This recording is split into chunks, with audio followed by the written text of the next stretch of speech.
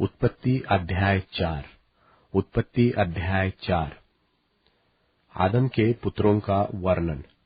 जब आदम अपनी पत्नी हव्वा के पास गया, तब उसने गर्भवती होकर कैन को जन्म दिया और कहा, मैंने यहोवा की सहायता से एक पुरुष पाया है।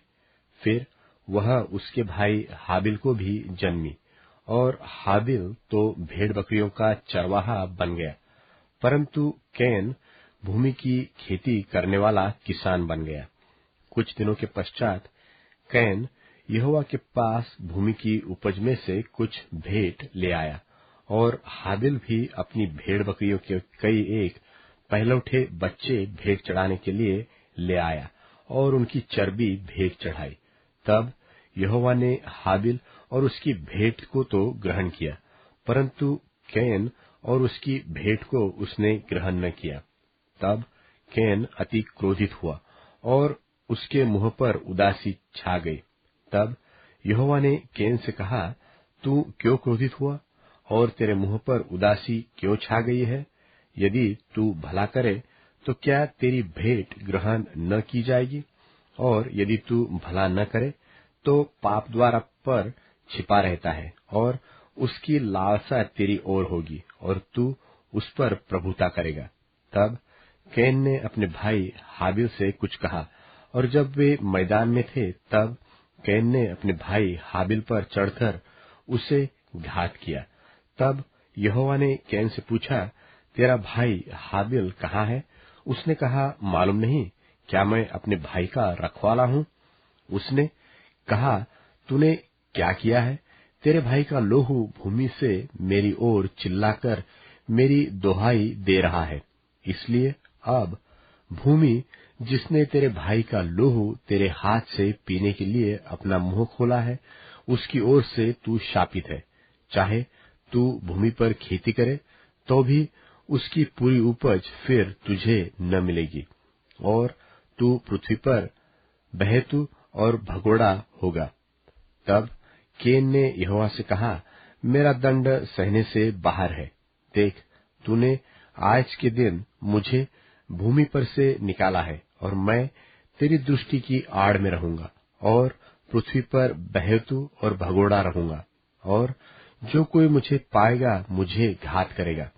इस कारण यहोवा ने उससे कहा, जो कोई कैन को घात करेगा उससे 7 गुना पलटा लिया जाएगा।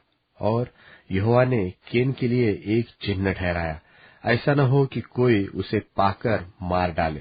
तब कैन यहोवा के सन्मुख से निकल गया और नोद नाम देश में, जो अदन के पूर्व की ओर है, रहने लगा। जब कैन अपनी पत्नी के पास गया, तब वह गर्भवती हुई और हनोक को जन्मी। फिर कैन ने एक नगर बसाया, और उस नगर का नाम अपने पुत्र के नाम पर हनोक रखा। और हनोक से इराद उत्पन्न हुआ, और इराद ने महुयाएल को जन्म दिया, और महुयाएल ने मतुशायल को, और मतुशायल ने लेमेक को जन्म दिया।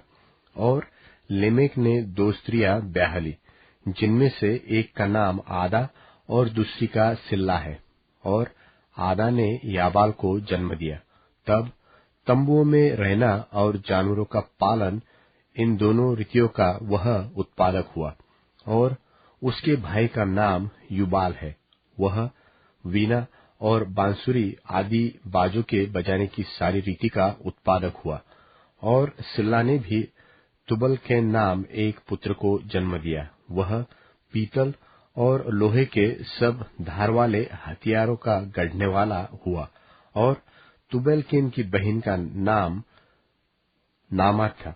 और लेमेक ने अपनी पत्नियों से कहा, हे आदा और हे सिल्ला, मेरी सुनो। हे लेमेक की पत्नियों, मेरी बात पर कान लगाओ। मैंने एक पुरुष को जो मेरे चोट लगाता था, अर्थात एक जवान को जो मुझे घायल करता था, घात किया है। जब कैन का पलटा 7 गुना लिया जाएगा, तो लेमेक का 70 गुना लिया जाएगा।